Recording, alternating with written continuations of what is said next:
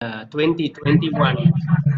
Um, I would like to take this opportunity to thank Professor Vasanthi Rajendran from Rajiv Gandhi National Institute of Youth Development, Tamil Nadu, India, and look forward to collaborate with her on future activities. You will find that the webinar today issues is of prime importance for our future because it's dealing with youth. And I hope that this will be food for thought for everyone to think about our future, the youth who are going to be our next generation. So I think that I will just only speak shortly so that you can listen to the lecturer. Okay, now back to you, Huren. Thank you. Okay, thank you so much, sir. I would like to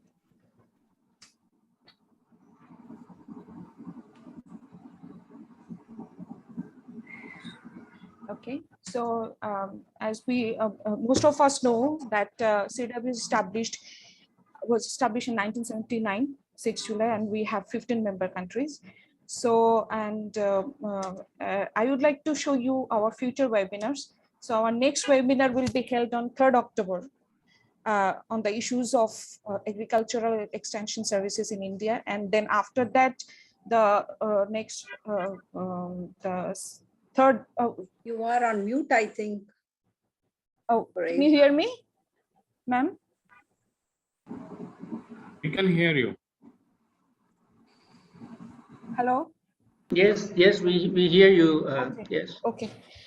So after that, on the 3rd October, we will celebrate International Day on Disaster Risk Reduction. Then we will do a webinar on 15th October. And after that, there will be a lecture on resilient strategies for aquaculture and fisheries to face the extreme weather shocks. And the date will be on 9th October. It will be informed accordingly. And after that, we will do another 2 webinar. One is on 3rd November and another one is 5th December. So I would like to describe about our today's honorable speaker. She is from, as already our Director General CIRDAP described, she is from Rajiv Gandhi National Institute of Youth Development. And Dr. Vasanthi Rajendran is also our former director, CIRDAP's former director from of Training and Information Communication Division. And she completed her doctorate degree in economics from Osmania University, India. And I will not talk about, I will not talk more. If you want to find out more about her, you can visit our experts.cirdap.org. So you can find elaborate information about her, about Dr. Vasanthi Rajendran. And this is our topic. This is our today's webinar topic: Indian Youth Development Index and Global Youth Development Index, with particular reference to CIRDAP member countries. So this is very important webinar, I think, for our 15 member countries. And lastly, I would like to draw your attention. If you can put your information, your name, designation in our chat box. So if you have any question, you can also, or you can put your opinion, suggestion in our chat box, or you can directly ask to our speaker directly. And also you can visit our social medias and our YouTube channel, and lastly, our website. So you can find all the information in our, all the updated information in our website. Thank you so much, everyone. So, okay. Now I would like to invite our honorable speaker, Dr. Vasanthi Rajendran, to start her webinar, to start her presentation. Yeah. Good evening to everybody. I don't know, I think most of us are participants present here are from, I presume, from only Asia. Yes, so it is good evening. First of all, Your Excellency, the DG of CIRDAP and all the staff members of CIRDAP, as well as the other participants who have joined from the other countries. A very good evening, and let me at the first outset thank the DG CIRDAP for initiating such good activity as especially during these COVID times, having webinars on very important issues for integrated rural development in the Asia and Pacific. Yeah, and I also thank him for giving me the opportunity to present this Youth Development Index the Global Youth Development Index, which was just very recently released, which was brought out by the Commonwealth Secretariat, London. So, and why this topic also I would just like to mention here. I hope I'm audible, Hooray. Yeah. Okay. Yes, ma'am. Okay. And my presentation is visible? Yes, ma'am. Okay. Why this topic actually? Yes, because as mentioned by Hooray, yes, I was a part of CIRDAP, and I understand now I'm a professor in the National Institute of Youth Development, one of its kind institute in the region itself, because not many countries have established youth development institutions. There are rural development institutions, but very few countries regard youth as an important section of the population and have institutions which are focused on their development. And before beginning my presentation, I would like to highlight the need and the importance and why I thought I should make a presentation on this Youth Development Index, how it is relevant to CIRDAP. Because youth, as I said, is a very important segment of the population. So population of any country are the human resource of the country, and they comprise the children, the adolescents, the youth, the adult, and the elderly population or the aged population. So if you see this way and you understand why the importance of youth in this different segments of the population, the most important aspect of why youth have to be focused in a population is because I think all of you will agree with me. It is because they are the most productive section of the population. The other sections of the population, that is the children and the elderly, not the adults, are dependent population, whereas youth are the productive population. And so they are the ones who will be contributing to the development of the country, whether it is rural development or the development of the economy as such. So that is why there is a need to focus on youth development per se. So how many countries are doing it and how they should be doing it, and it is very important, especially these days when most of the countries across the world are having something what is called the demographic dividend. So demographic is population, dividend is something which is an opportunity for any country. So if the percentage of youth population is high in any country, then that country is supposed to be having a demographic dividend. So this demographic dividend, why they call it a dividend, as I said, it is the section of population which contributes to the development. It's not a dependent section of the population, but it's a productive segment of the population, and therefore it's very, very important. If we have a huge percentage, a large percentage of our population is youth, the country is enjoying or having an economic, having the demographic dividend. But if we do not take care of this demographic dividend, the dividend can turn into a disaster. So that is the reason why it is very important, whether we are focusing on rural development or the national development or any development, we'll have to focus on the youth of the country, because they are the ones who will be contributing. And that, in that sense, Youth Development Index is very, very important. what is Youth Development Index? Let me proceed with my presentation with this introduction about the importance or the need why we are having this seminar or this webinar. So I'll just.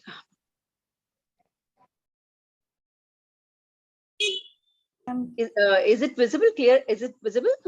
Yes, ma'am, it's visible. Ma'am, can you expand your presentation? I'm trying to.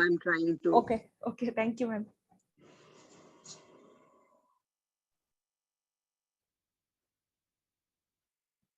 Yeah. Is it okay? Yeah. Okay. It's okay. Okay. Okay. So now if you see, what is the Youth Development Index? Actually, it is indexed by the word index itself. We understand that it is a measure. Index is also meaning, it has several meanings. One meaning is the content or the index of content of any, any article or a book or something like that. But it is also used, the index is used as a word indicator, which means indicates, or it's a measure. So Youth Development Index, by what we mean by Youth Development Index is how we measure the youth development in a country, because it's very important to measure the youth development. Only if you have the youth developed, as I was saying, the country also develops. So it is necessary to have a Youth Development Index, which actually delivers an evidence-based, overview of the conditions of the youth of a country or a region or the entire world. So what the Global Youth Development Index brought out by the Commonwealth Youth Secretariat, Commonwealth Secretariat London, is the Global Youth Development Index. Similarly, we have several countries which are bringing out the Youth Development Index. We have the Global Youth Development Index, which covers about 181 countries in the world and gives the status of the youth in those countries. And how the status of the youth is determined, as I proceed, I will explain. But as I said, the Global Youth Development Index explains about the status of youth in 181 countries. Then we have a Southeast Asian, very recently Southeast Asian Index, or the ASEAN Index, the Association of Southeast Asian Nations, which has brought out an index for that region covering all the ASEAN countries. But we don't have an index for the SAARC countries. So if you see CIRDAP countries, CIRDAP member countries, we have the Southeast Asian countries, we have the South Asian countries, as well as, and of course, Iran and Fiji, which do not come in either of these two regions, plus these two countries. So we'll have to see how the youth are faring in the Southeast Asian countries and South Asian countries. We'll see it.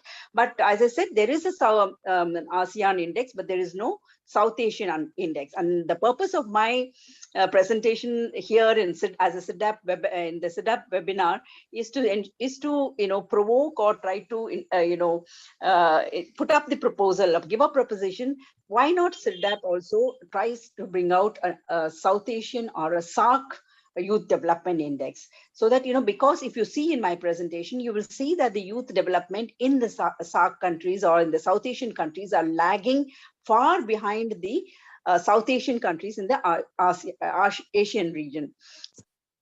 So if you see, and why I have already explained that the youth are coming to age at a unique moment, and this boom or the youth bulge that we call, that is the section of the population, large section of the population comprising of youth in the age group of 15 to 29 is quite high now. So, but this kind of a thing will not continue.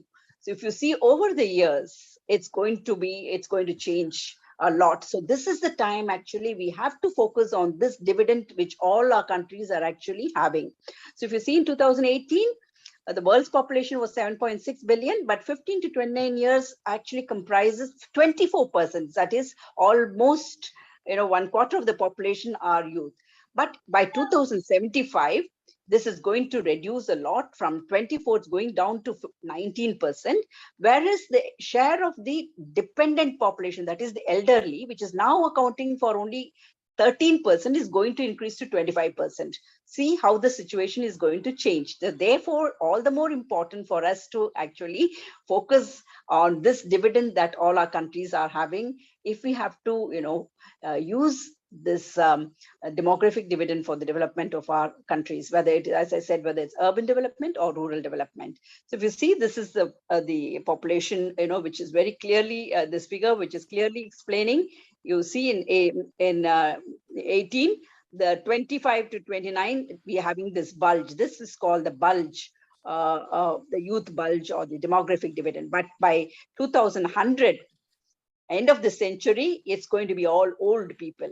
You can see the bulges on the 7980 this side. So you can see this figure. This itself is that this figure indicates the importance of focusing on the youth development in our countries, in our region, and across the world. So I'll go to the definition of youth, because they say, Commonwealth Secretary's definition of youth is 15 to 29. You have the UN definition, which is also, which varies a lot. And but actually, if you ask somebody to define who are youth, they'll say I'm youth in mind, but not in physical. So my age may be 60, but mentally I'm a youth. So there's different definitions of youth, but the official definition is 15 to 29, which is mostly accepted across the region.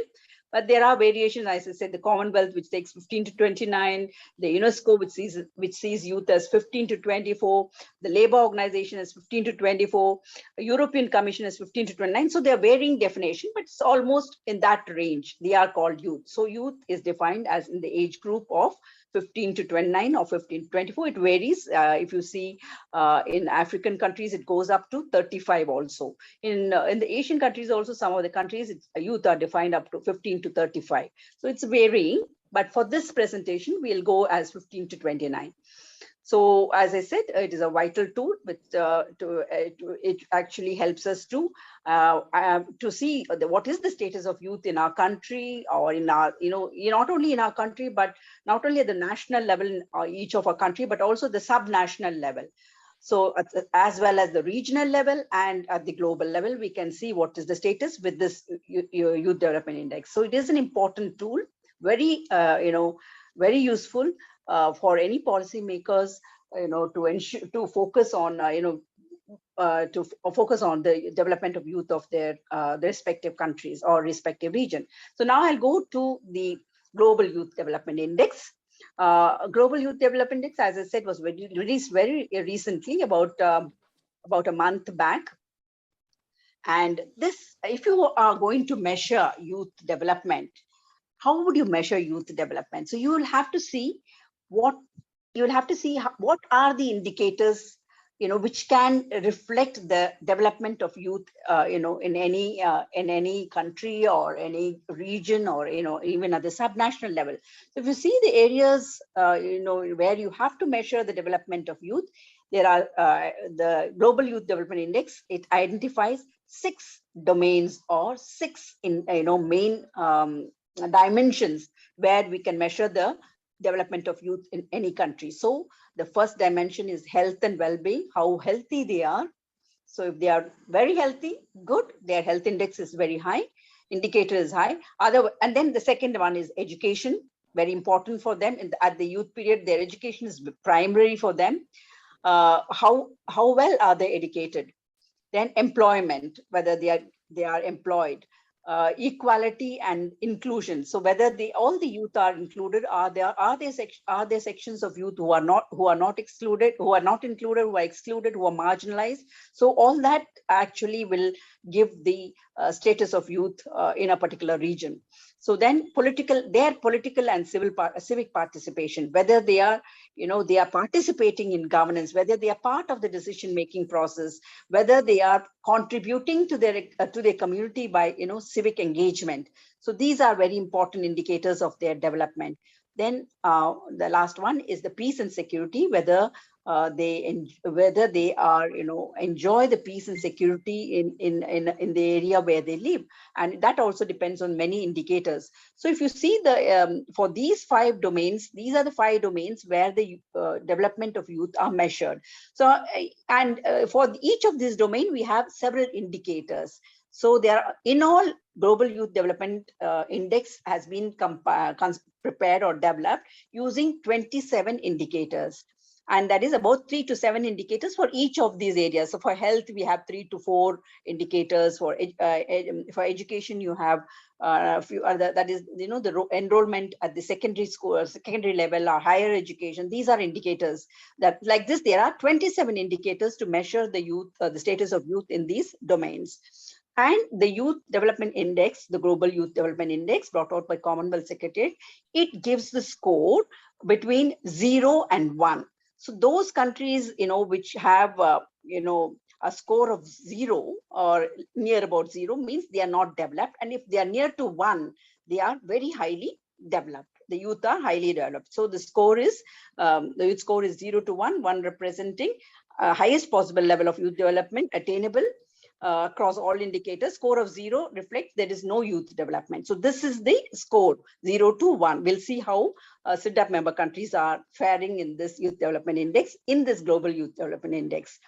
So it actually, this scoring system resembles the Human Development Index. I think all of us are aware of Human Development Index. Is quite popular everywhere, all over the world. People refer to the Global Youth Development Index to see the status of the development of the human resource of any country. So if you see, it's the same scoring system that YDI also adopts, because youth are nothing but a segment of the population, overall population. So these are the indicators, these are the domains of Youth Development Index. As I said, education, employment, health, peace, security, equality and inclusion, political and civic participation. Then if you see now, using these domains and the 27 indicators, what are the findings of this Global Youth Development Index? And if you see, overall, the condition of young people have improved across the world between 2010 and 2018. There has been an improvement of about, of 3.1%. But this progress is very slow. And the triennial rankings of youth development, 181 countries, with 156 countries of them recording at least slight improvement in their scores. So between 10 and 18, it's an 8-year period that comparison is being made in Youth Development Index. So out of 181, 156 countries have improved slightly. So, but actually the data used in this index predates the COVID-19, and COVID-19 has had a very severe impact on the youth development, and so the situation now would be different. So we'll have to look at that too. The other key highlights of this report of this Global Youth Development Index is that Singapore actually ranked top for the first time.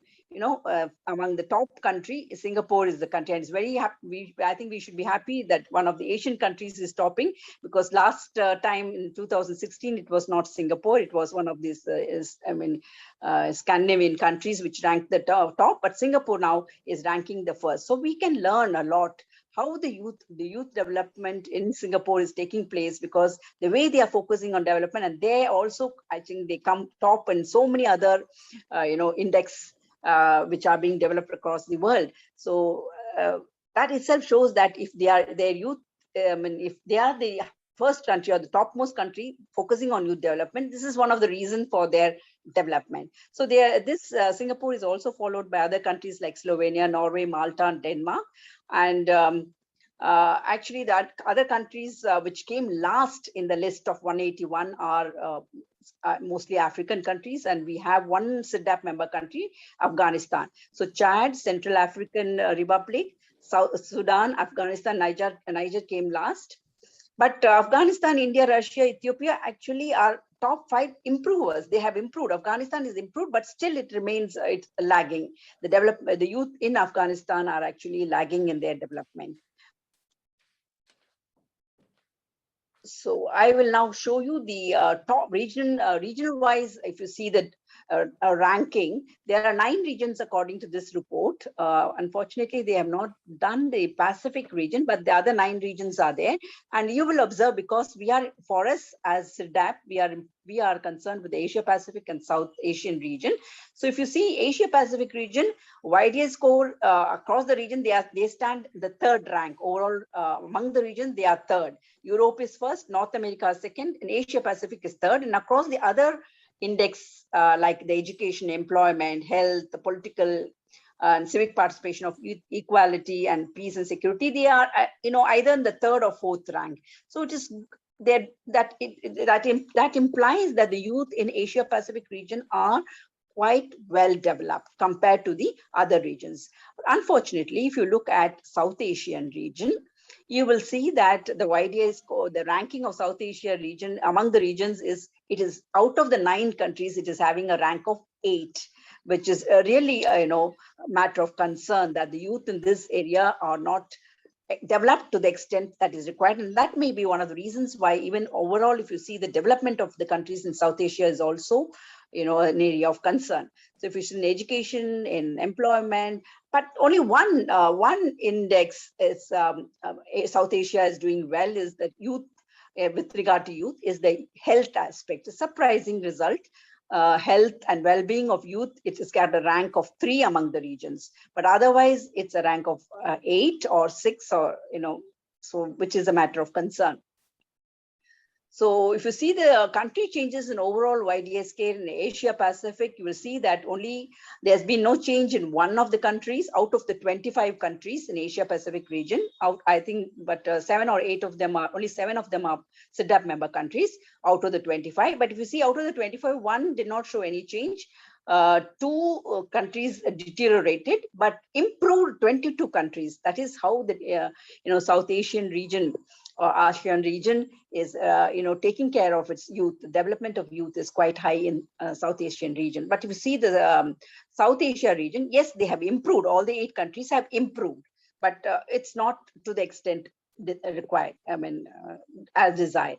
Then if you see, these are the 10 top ranking countries according to the Global Youth Development Index, Singapore topping. And if you see, there is only 1 Asia Pacific country among the top 10 countries. All of them are from other countries where the youth are developed, are the European countries, where all the countries are advanced and developed. So that itself shows their focus on, if they focus on youth development, their country's development also is actually automatically, there is a correlation between the two. 10 lowest ranking countries actually. Yes, you can see. And among this, unfortunately, we have one lowest ranking country, one of the CIRDAP member countries, Afghanistan, the remaining mostly African countries. Now let's go to the YDI in CIRDAP member countries, which is the focus of my presentation today.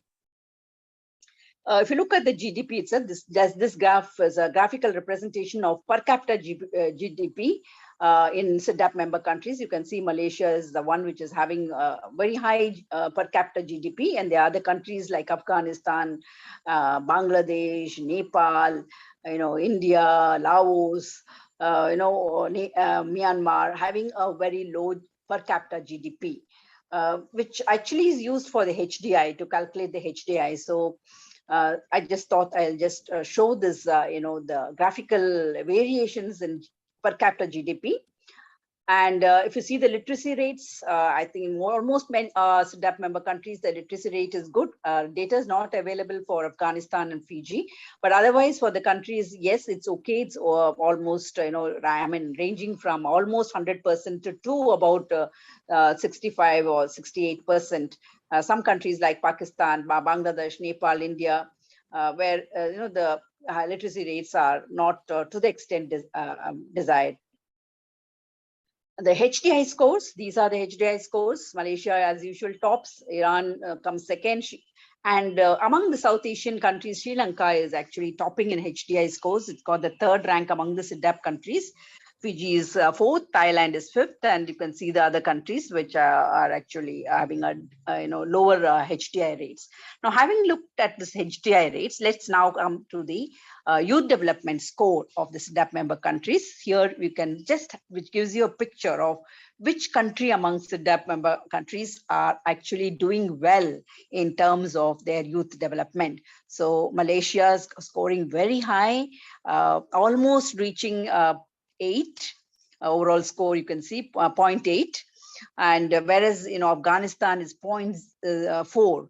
So out of a score of 1, Malaysia is scoring very well, Fiji is scoring well, Sri Lanka is doing well among the South Asian countries, Vietnam also equally doing well, and the moderate countries are Thailand, Indonesia, Nepal, Iran, and India, Bangladesh, Myanmar, and not so well Laos, Pakistan, and Afghanistan in terms of the youth development score as per this Global Youth Development Index. If you compare the HDI and YDI, you will see that the YDI in many of the countries, the YDI score is better than the HDI. What this indicates is that there, because of the youth development, actually the HDI may be higher. So there is all the more this which reveals that you must focus on youth development if you have to have a overall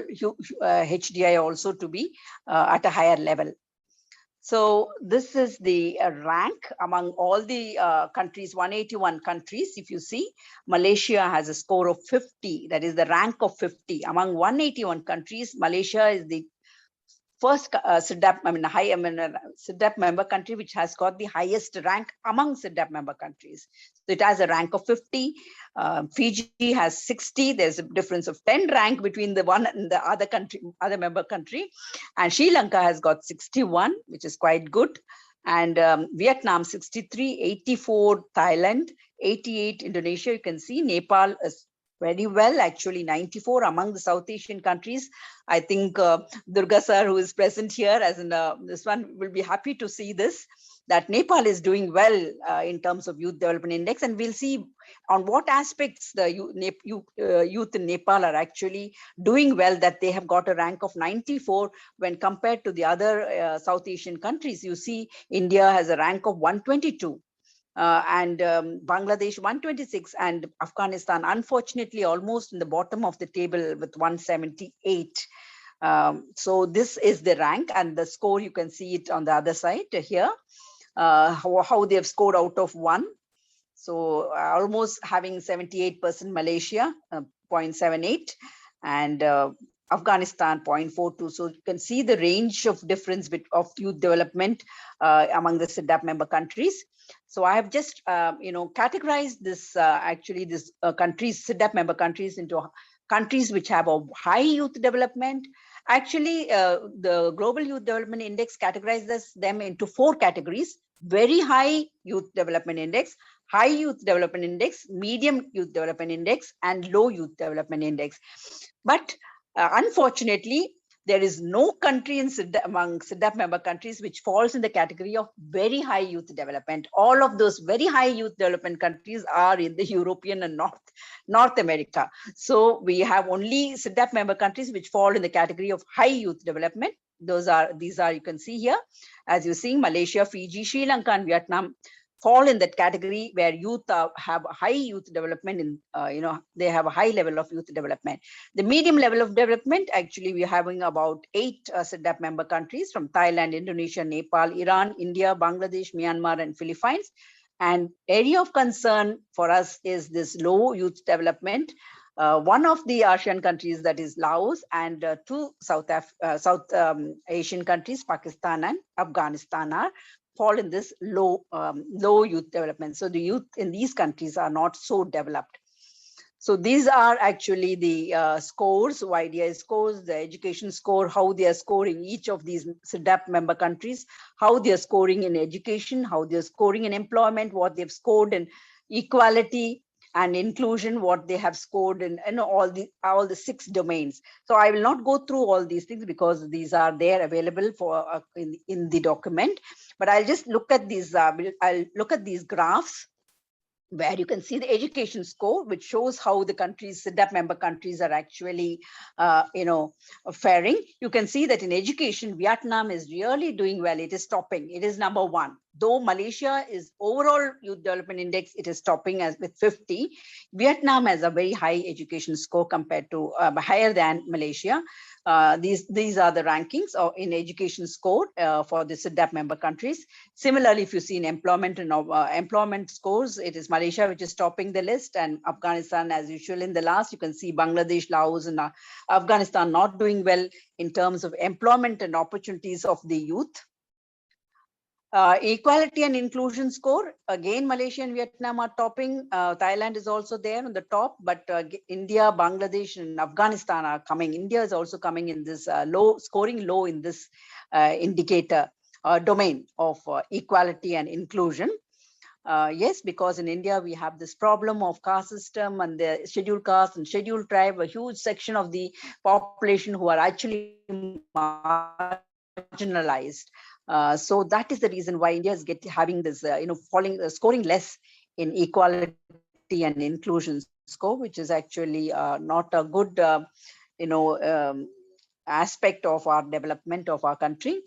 Health and well-being, you can see that Bangladesh is surprisingly, scoring very well. It is number 1 in health score among the CIRDAP member countries. Sri Lanka doing well. Nepal also. Durga sir, you must be very happy to see your country doing very well. The health of youth is youth in terms of their health are really have developed. Indonesia also doing well. Vietnam, but the other countries which are not doing well in terms of health are Pakistan, Myanmar, and Afghanistan. Peace and security, Malaysia is doing very well. Vietnam, Indonesia, yes, these are countries where peace and security score for youth development is high. But countries like Pakistan, Philippines, and Afghanistan, I was trying to find out why Philippines is scoring less on peace and security, but I could not.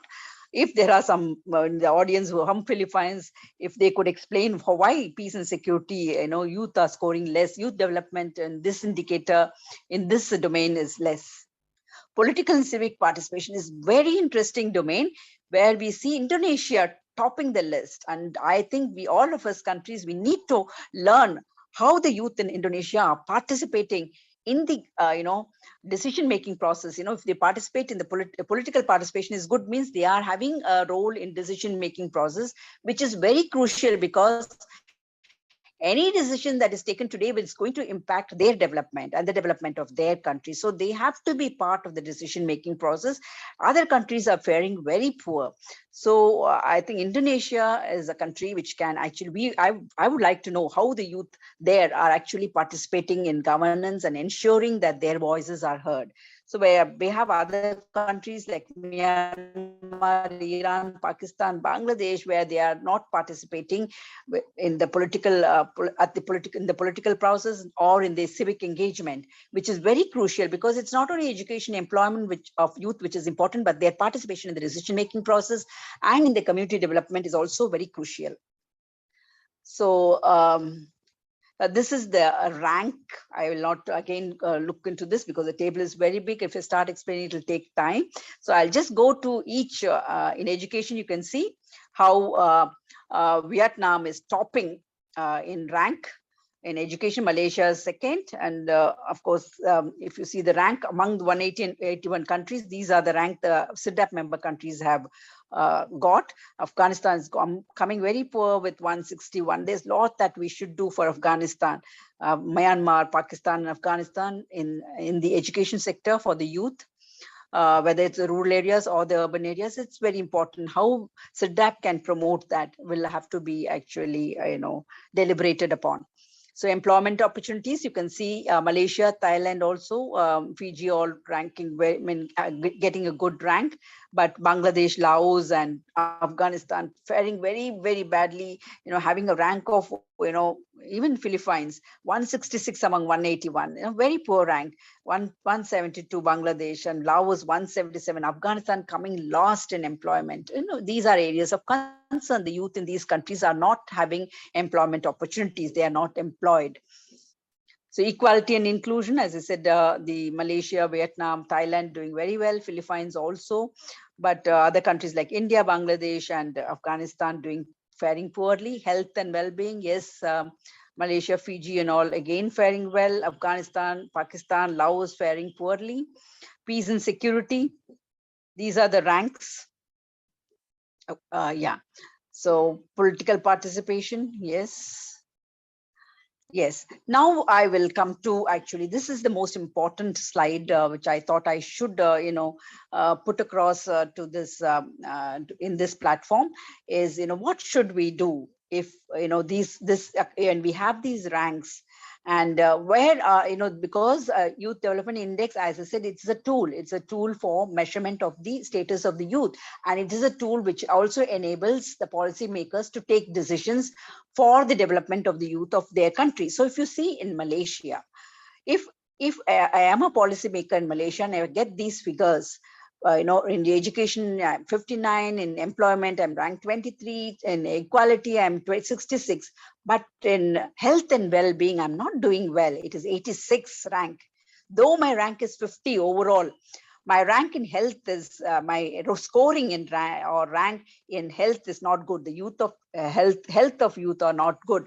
So this is an area I, as a policymaker, will have to focus, and have to see that how the allocation of resources can be made for the development of youth, which is the sector. So health is a sector where, as a policymaker, if I have these figures, the policymaker will try to make an investment, more investment or more allocation for health, and also to ensure political participation. Will take measures to see how youth are, given voice in political process, how they are engaged in the community development. So these are the two areas indicated in red for Malaysia. These scores or the ranks across the, the domains, or which affect or impact youth development, which enables the policymaker to take decisions, how to allocate or where to allocate reasons, where are the weaknesses, or the weaknesses for the areas of concern for development of the youth of Malaysia. Similarly, for Fiji, you can see it is equality, inclusion, it is health,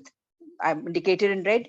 Sri Lanka, it's education. It's, unfortunately, it's, actually Sri Lanka, it scores very high in education, but there has been a very less, improvement over the years, these 8 years. So the score rank also is very low, or compared to the previous, and that is why it's having a rank of 92. And here equality inclusion is another area for Sri Lanka. For Vietnam, it is employment and it is political participation. Other things, if comparatively or relatively better, but these two are the areas where, if you want to, allocate or resources, or even try to have more focus on those areas. So Thailand, it is education, it is health and well-being, as well as peace and security. There are problems of peace and security. I think the DG should be able to tell us what is wrong, for the peace and security of the youth in Thailand. Indonesia, actually, it is employment and equality and inclusion. And Nepal, it is again employment, which is an area of concern. Whereas if you see political participation, they get a rank of 10, which is quite good. Indonesia gets a rank of 1. So Iran, it is for equality and inclusion is not there of the youth, and peace and security also they are ranking for. So these are the areas of intervention or areas of focus which these governments may focus, based on this, the data or the ranking or the scores the respective countries have got vis-a-vis the youth development in that particular domain. So India also, it is employment, very poorly it is faring. The rank is 139, almost 140, and equality inclusion, as I said, government has to focus to see how the marginalized youth are brought into the mainstream and how they are actually, so that the overall rank, that is overall youth development happens. So these are the two areas of focus where the government of India must focus for youth development, employment and equality. Bangladesh also must focus on these two areas. Myanmar, of course, education, very poor. So it has to focus on education of youth and also in their political participation, where they very poorly they have fared. Philippines also have to focus on employment and on peace and security. Laos on education and on employment, where they've scored very badly. Pakistan almost in education, employment and equality. Afghanistan, almost all the domains it has to focus. So this way actually, yes, it has to focus. If policymakers in Afghanistan have to focus on every domain of the youth development for the development of the youth in Afghanistan. So if you see South Asia, again, I have just given scores like this in South Asia, which are the countries, as I said, the scores. If you see in 2016, Afghanistan was 0.44. It has come down to 0.42. So it is an area of concern that overall score in Afghanistan, it's declined, whereas in other countries, it's all slightly improved. Afghanistan, it has reduced. And if you see the ranking also, it has come down between 2010 and 2018. The rank has come down from 167 to 178. Bangladesh also, Bangladesh has improved, so it is good. It has improved in ranking between 2016 and 2020. And Maldives not a member. Okay, Nepal actually is overall actually the rank has come down from 77 to 94, and Pakistan also has come down. Sri Lanka also, the rank has come down. So these are areas where the red areas, the overall, over the 8 years, the development has actually, the rank wise, they have come down. So it's also, this is also an area of concern. Southeast Asia, only Malaysia, actually, it was 34 and now it is 50. So its rank also has come down. Malaysia, though it is 50 rank, among CIRDAP member countries, it is a top. But its rank in 2016 was 34. It has come down to 50. And the Philippines also, it was 79, it has come down to 133. Laos was 132, it has come 136. Ranking has gone down. 123 Myanmar and 147. So you can see how the ranks have come down. Fiji, yes, it was 106, now it is improved to 60. Iran was 94, it has gone down to 99. So this is how the CIRDAP member countries overall ranking between 16 and 20 are actually revealing that there has been decline in some cases in the ranks and improvement in some cases. So out of looking at all these things, what we have got from the Global Youth Development Index, actually, it's the recommendations of this report, actually, it says it calls for investment in lifelong digital skilling of young people, mental health service, apprenticeships, all related to education, employment, road safety, health. These are indicators for health, actually, road safety, apprenticeships for employment, mental health for health, lifelong digital skilling is employment as well as education. So these are areas we have to focus on. That's what the overall, what the report is suggesting. It's not specific to CIRDAP member countries. So I'm not just going to, I just wanted to mention this here, but you'll have to also understand that there is one big, problem with this youth development index. In preparing the youth development index is the non-availability of data related to youth. So that is an area which we have to focus whenever there is data that is being, generated by the countries for their population. Is very important that age disaggregated data is focused on, and youth specific data is obtained or is collected and compiled, because it's very, very important to focus on this section of the population. So that is Global Youth Development Index. I thought I'll just briefly mention Indian Youth Development Index, which we have been, as my institute, Rajiv Gandhi National Institute of Youth Development, has been bringing out. It actually brought out way back in 2010. much before the Global Youth Development Index. So actually, we have pioneered this Youth Development Index. So I thought I'll just briefly mention this, because the reason why I'm presenting or before in this presenting this Youth Development Index is that every country has to have its own Youth Development Index. And we, having pioneered it, now we are going to bring out the 3rd edition. First one was in 2010. Then subsequently we brought out in 2017, and now we are preparing the 2020-22. So we have a lot of experience in preparing the Youth Development Index, and any country, whether it is South Asian or ASEAN countries, member countries of CIRDAP, we would like to extend our expertise or support any country which would like to develop their own Youth Development Index. Among the CIRDAP member countries, as we understand, Malaysia is the only one which has its own Youth Development Index, but I don't know, it has been a long time. It had developed once, but it has not revised it or updated it. So I just present what we have done. So actually it recognizes, what is significance about the Indian Youth Development Index is what the Rajiv Gandhi Institute has brought out. It recognizes youth as a population category, that needs actually attention.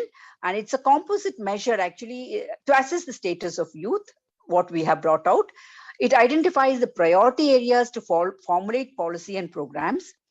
It enables allocation of resources for youth development, and also facilitates monitoring and as a monitoring and evaluation tool for youth development initiatives, in consonance with the national youth policy of our country.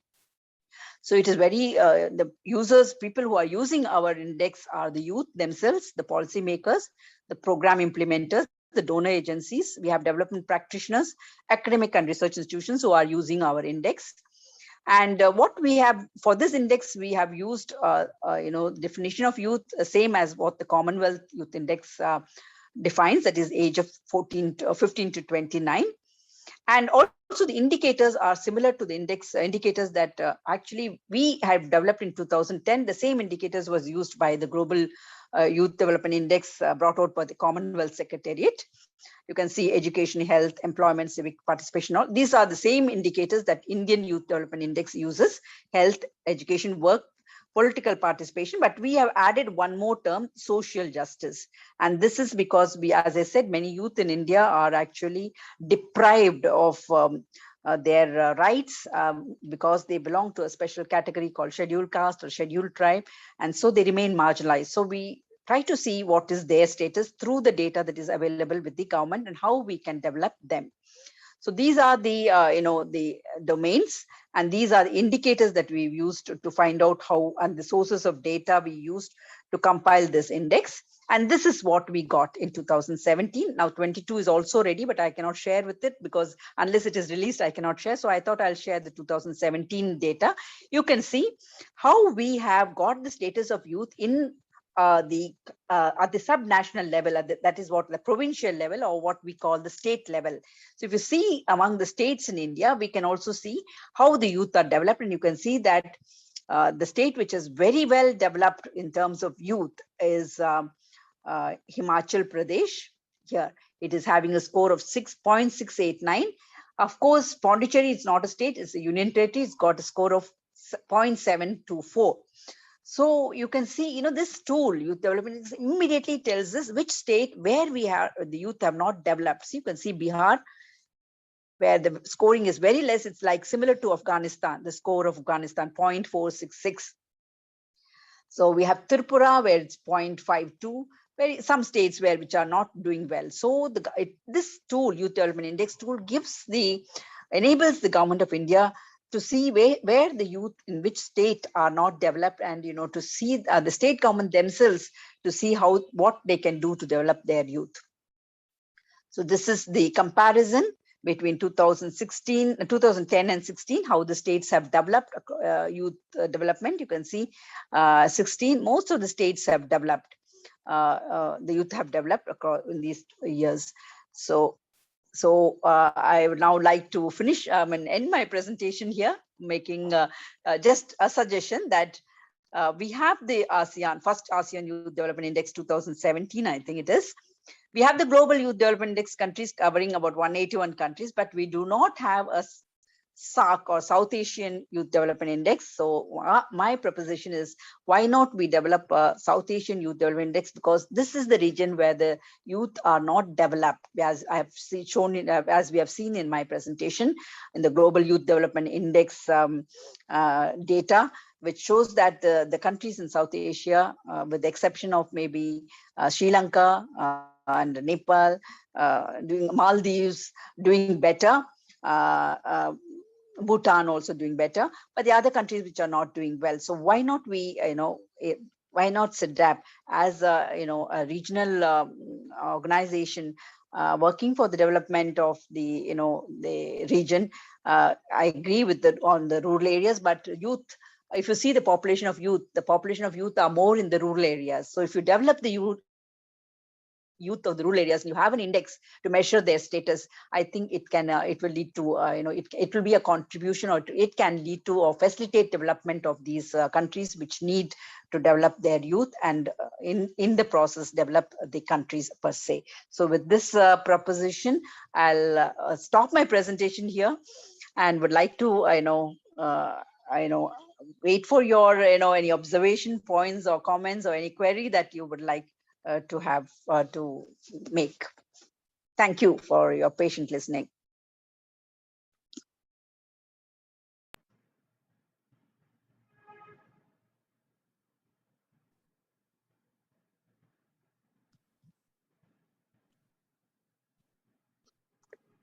Okay. Professor Vasanthi, Rajendran, thank you so much for this excellent presentation. And I think that now we have several questions in the chat box. But we can also have a live question and answer. So now I open the floor to the participant to ask question, please.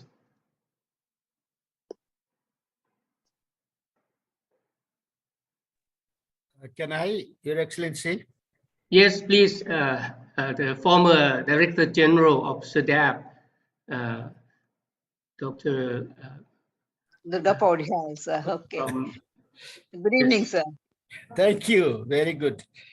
First of all, I would like to thank CIRDAP for organizing this kind of webinar on the very important subjects. I think that will make CIRDAP very relevant and vibrant across the region. And I would like to thank Dr. Vasanthi for the presentation, and I suppose she was prepared to make me happy by mentioning a number of positive indicators. But I can't see those variants at the ground level. Ground level reality is just the opposite, I think.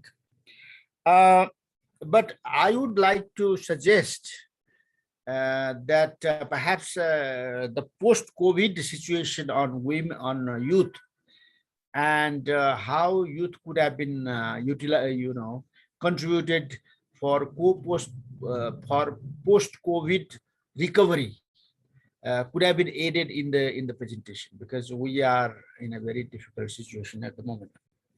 Now, in this context, I have two suggestions for CIRDAP. What does it mean for CIRDAP? As Vasanthi rightly said, that perhaps CIRDAP could make kind of a regional index for CIRDAP member countries. We had tried in our time in collaboration with SAARC, because SAARC had a regional cooperation fund, and they have a lot of money which was not utilized, and we tried and we failed. CIRDAP could, as a professional arm of regional organization like SAARC and ASEAN, maybe try to get these kind of areas where CIRDAP can contribute on the professional side. That is number one. This is the area that CIRDAP can contribute. The second point that I would like to make is that CIRDAP has a fund called Regional Cooperation Fund. this fund should be used more for sending youths from one country to the other and learning the situation in that country or at the regional level. Perhaps Vasanthi could help CIRDAP in developing its professional part of it, because she's in the university, and university is also for youths, a very unique university. I've been there, and it is really good. So that regional cooperation fund, and also in collaboration with SARC and ASEAN, I think CIRDAP can do a lot of contribution in this area. Thank you so much. I really enjoyed in the presentation, and I hope everyone everyone are safe in the COVID situation. Thank you. Thank you, sir. I would just like to respond to one statement that you made, that the situation in Nepal, ground situation, reflects something different.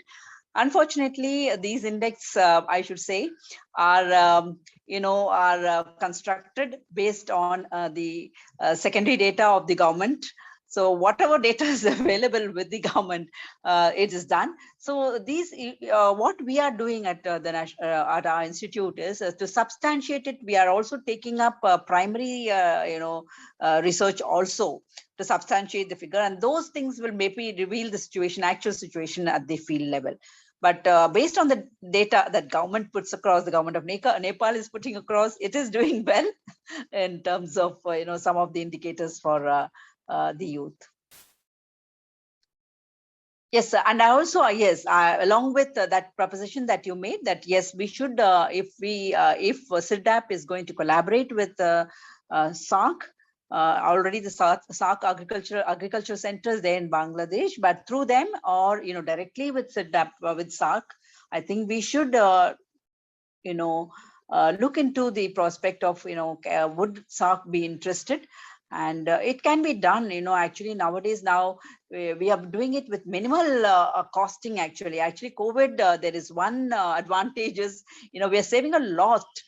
Even for the Youth Development Index for constructing 2017, our budget was about 60 lakhs. But this time, for the 2022 that we are actually preparing now, the cost has come down to 1/3, because the cost of, we are all having this online consultations where the cost is minimal and the travel cost is reducing, and these kind of things through which, the cost is actually coming down. So developing a SARC Youth Development Index will not cost much.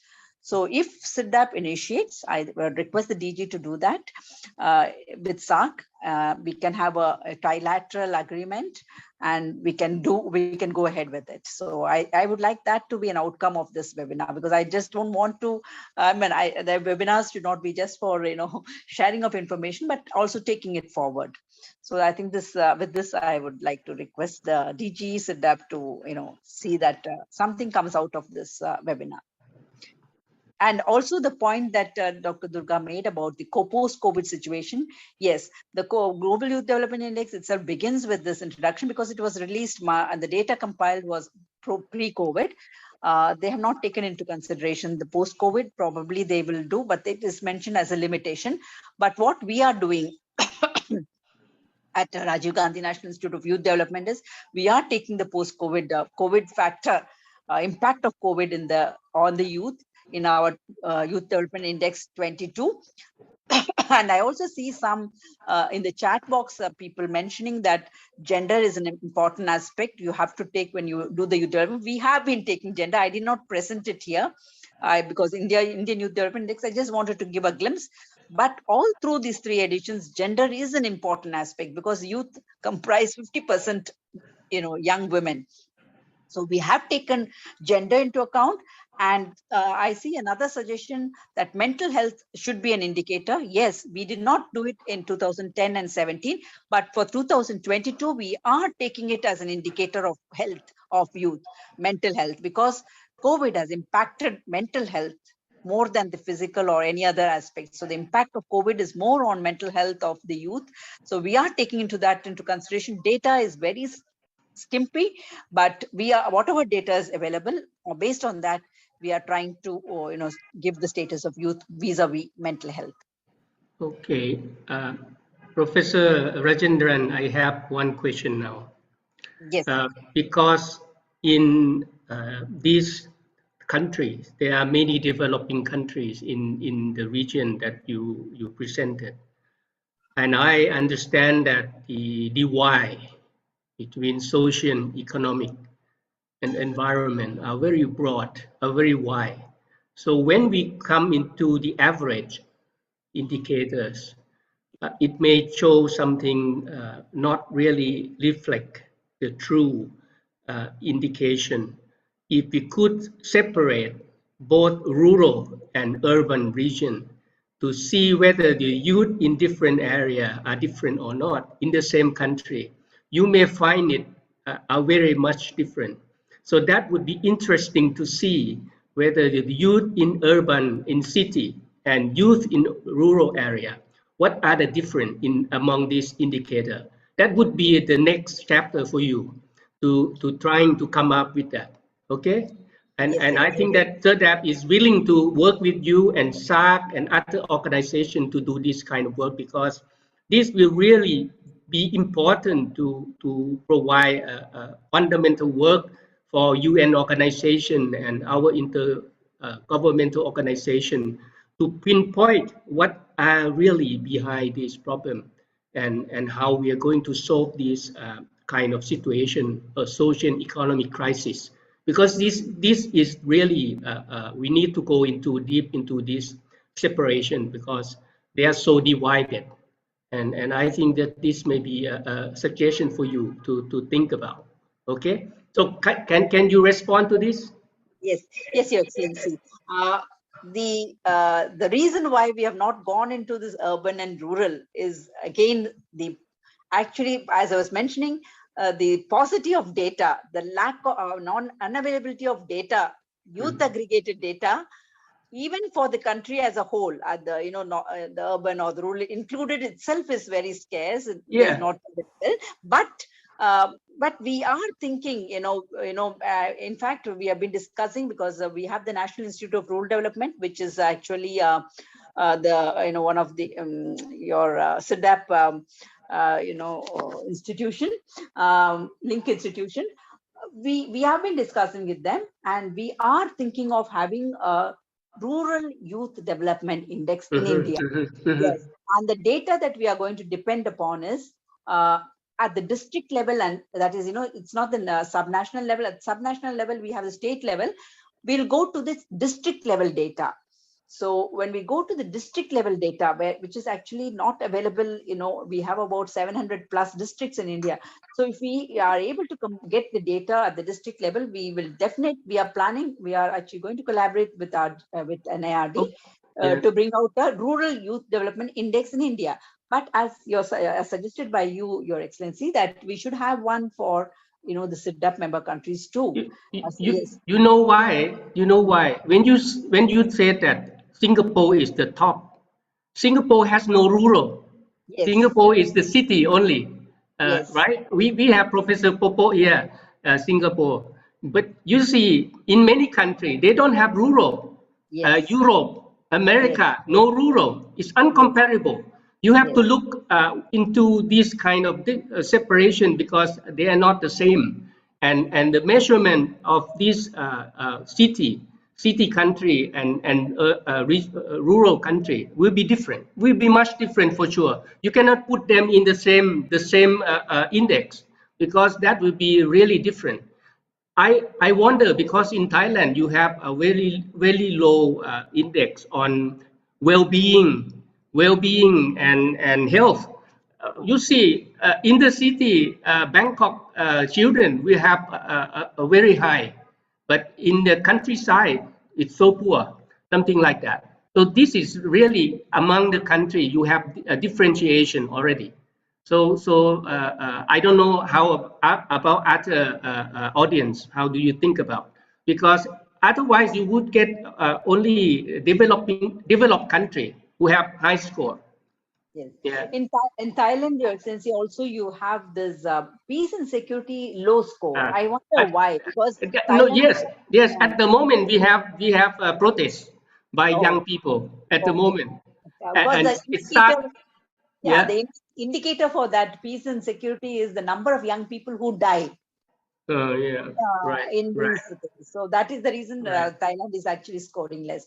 So overall, yes, I agree with you very much that it is not comparable. You know, you can't compare the indicators of, you know, the advanced countries with the, you know, the developing countries. It's very, very difficult. But the tool, Youth Development Index, gives an indicator. It's a broad indicator based on which I think we can go further, you know, further do kind of a research to find out actually what is the status. So there needs to be, this is only, you know, you can say a preliminary or a, you know, overall look, overall, you know, tool which gives an assessment of the youth. Thank you very much. So we still have another 15 minutes. We can ask more because now other audience, we have 20 people attending. So I think that there may be some suggestion and advice from the audience, from the participants. Please. We have one from SAC also. Okay. Dr. Crimson George. Okay. Hilal sir, you have to unmute your. Then you can ask. Okay, sir. Okay. Professor Hilal. Yeah, it's very good opening actually, and I mean very pleasant to see. One question is like, as emphasized by Durga Padwal sir, that we CIRDAP can construct such index, exactly this index. But the question is, what is the gain for doing it by CIRDAP for the region? If there is a refinement, for example, when they are doing it globally for 200 countries, then to generalize, they are kind of like getting the scores very generally, and it may not get the nuances of regions, right? For example, in Malaysia, I see like third, they are ranking third in terms of employability. Their ranking is good in terms of like education. But in terms of health and well-being, it's very low. It's not consistent. For example, in Bangladesh, employability is very low. Now, it could be that there is a general, general construction. So for Bangladesh, employability, like a significant part of employability comes from outside, those who are going out of Bangladesh. But if I choose the index, that score based on local employability, then it can be misleading. Quality of education, it's very, very important. It's not the quantity, quality of education. But it is very difficult for 200 countries to get that nuances. Now, if we want to construct it from CIRDAP for our member countries, yes, it's possible that we can get like urban and rural, since we have rural focus. At the same time, if we can get the local characteristics, features, as I see in Indian case, social justice, right, is very important for India, and that's why it has been included in Indian case. So if this is so, I think it will be definitely contributory to get it done by CIRDAP. And I will welcome that idea and also to share with other organizations, regional organizations, those who are in the intersection. Thank you. Thank you, Professor. I think that was a very good insight that you, yes, sir. Can I make one one point? May I ask Professor Vasanthi to respond first, to respond to Professor Hilal? Yes, yes, it was a very good insight that you have given, because you know, as you were mentioning, the indicators are uniform, you know, to across the domains. If you see, as you were saying, for a developed country, a very advanced country, that indicator may be good, and that is why they are scoring very well. But that indicator may not be actually indicate the situation of youth, you know, in a country like Bangladesh or Nepal or India. So the indicators, that is why I was stressing on, you know, it's not Global Youth Development Index is not one which it's doing the overall comparison between countries, which is not correct. Actually, we have to go for the country youth development index. So when you go for the country youth development index, you across these domains, you can include a new domain which is very pertinent to the development of youth in your country. As you said, no, you should actually say in Bangladesh, if you're looking at employment, you have to include youth who are working, in other countries abroad. So that's a very important indicator in which maybe the, Bangladesh will, the index may really shoot up. The employment index will be very high. And so it's very much that's why regional development index is important for a kind of regional organization like CIRDAP.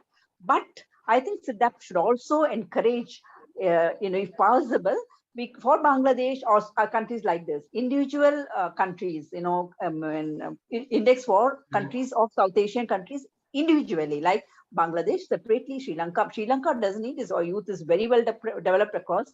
But countries like Afghanistan, Bangladesh, yes, Nepal, yes, Pakistan, yes.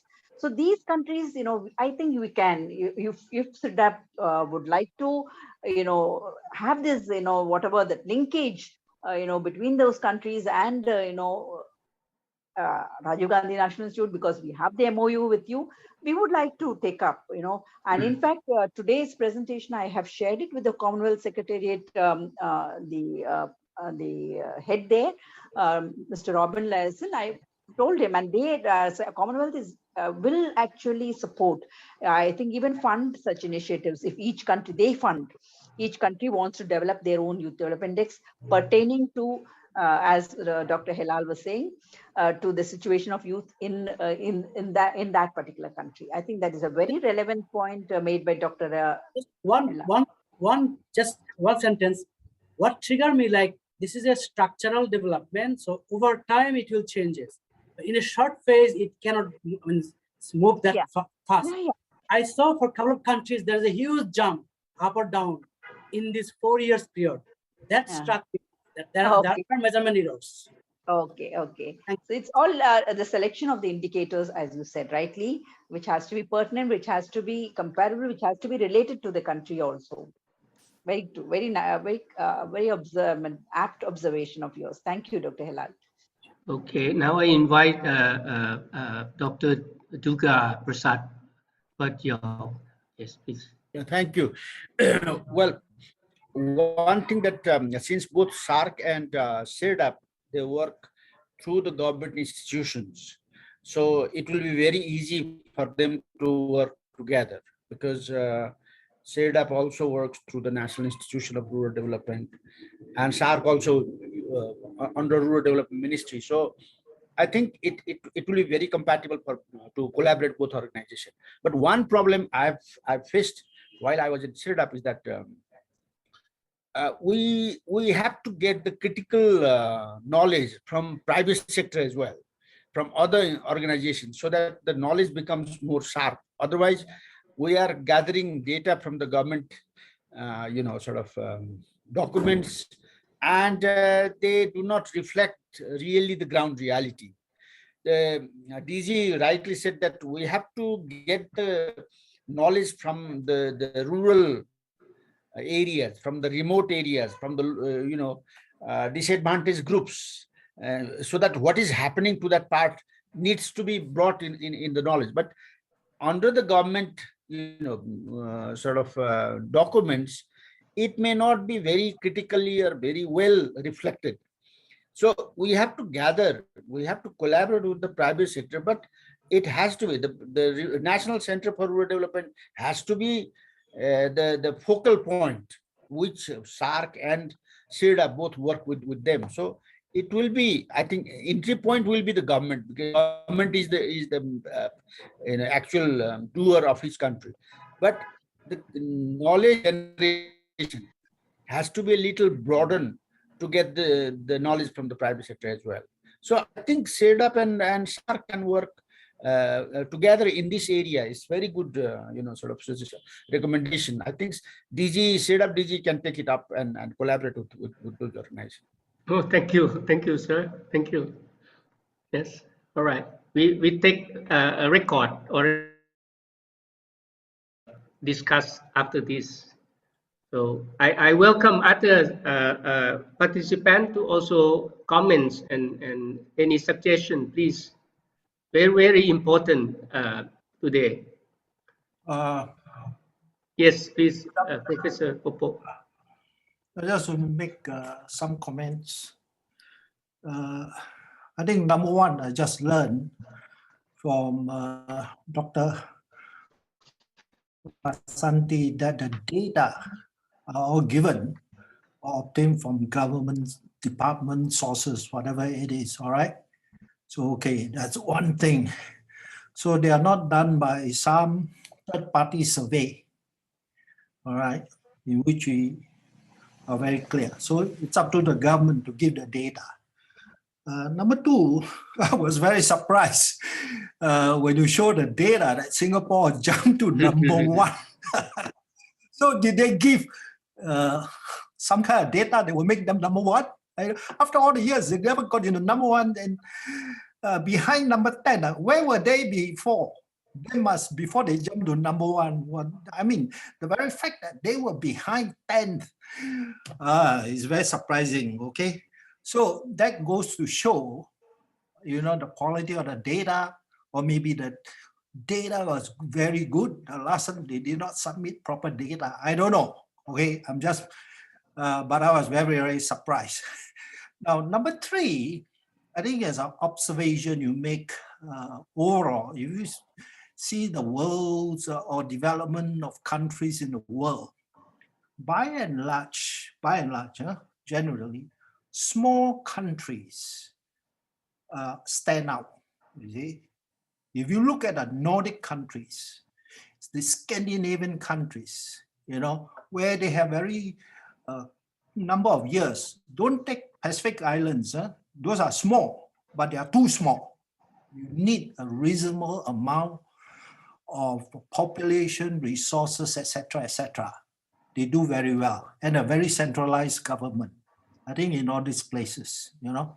And that is why the indicators are very good. So that may explain why Singapore is up there. Number four, then the conclusion I come to is, I think you give us a very interesting account on indices, you know, with this particular case, the youth index. But like all indices, I think we have to be very careful. I think you did stress that this is a very general one. And if any country want to use it, I think the country has to just go in for what they call re-evaluation. For example, in India, you say you want to look into more details, you got to get down to the district level and so forth, all right? And DG has mentioned that, yeah, Singapore, we have no rural, you know, so what happened, you see? The other thing I did mention in the chat, last year I did recommend a book even to DG, you know, it's called Terra Incognita, 100 Maps, something, you know, for the next 100 years. It's a very interesting book. I think everybody should read. I read it over and over again because it covers globally all the issues that we are faced with, including COVID. The book came out at the time when COVID started, but the authors put in the COVID there in the front. And you look at it, it's very interesting. And then you'll find Dr. Vasanthi, why Singapore is at the top there under the education chapter, you know, but our education is still not good enough, right? Well, those are the things. So I hope the book is quite expensive anyway. It's a hardcover, but worth keeping because it says 100 maps to last you for the next 100 years.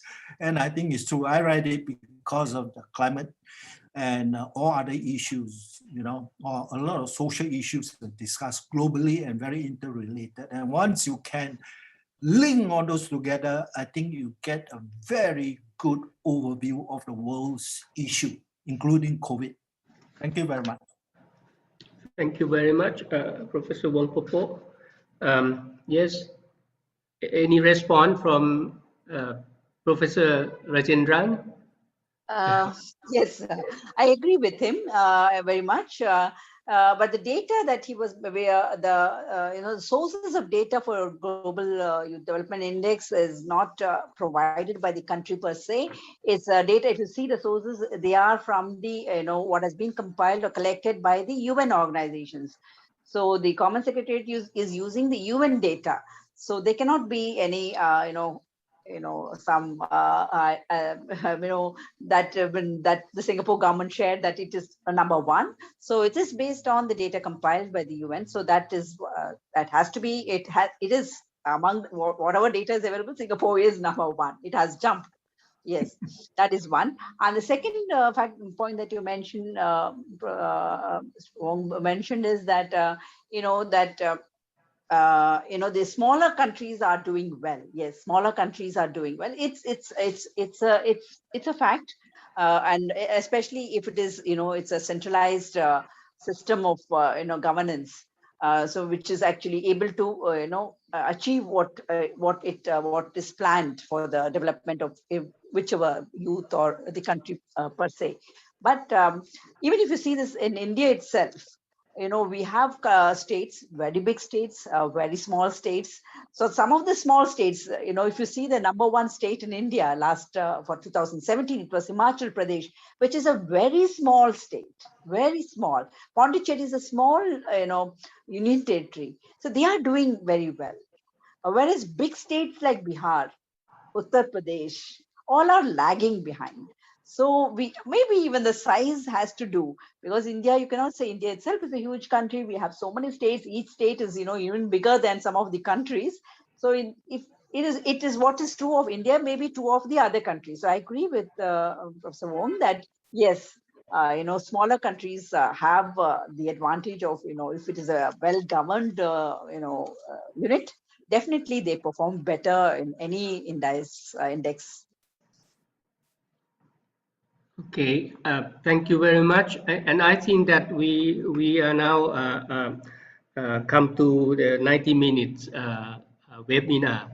I hope that probably we will have the next episode for Professor Rajendran for taking today questions and respond. So we could identify a key issue that we could present next time, and I will look forward to collaborate with you and other agency in order to make the next webinar more interesting. I also thanks the former DG also for your kind suggestion for all the discussion that we have today. I think that we have a very interesting webinar today, and everyone is happy with this webinar. So thank you again for your kind contribution, and we look forward to the next event, which will be on the 3rd of October. So we look forward for your participation again. And for today recording, the communication officer will provide it on the CIRDAP website, as well as the PowerPoint presentation, right? That Professor Rajendran will kindly give to us, maybe in PDF form. Okay, so people can go read through these, and other people who could not join today may come and take a look, because there are several people who may not be able to join at this time. I know that to select the time may be an issue also for some government would like to have it within the working hours. But in many cases, many people want to attend webinar after in the evening, something like that. So there will be some debate on the time, and but we're trying to find the best time for the next webinar. So for today, I thanks everyone, and hopefully you have a good evening. Thank you very much. Thank you. Thank you. Thank you. Thank you. Thank you, ma'am.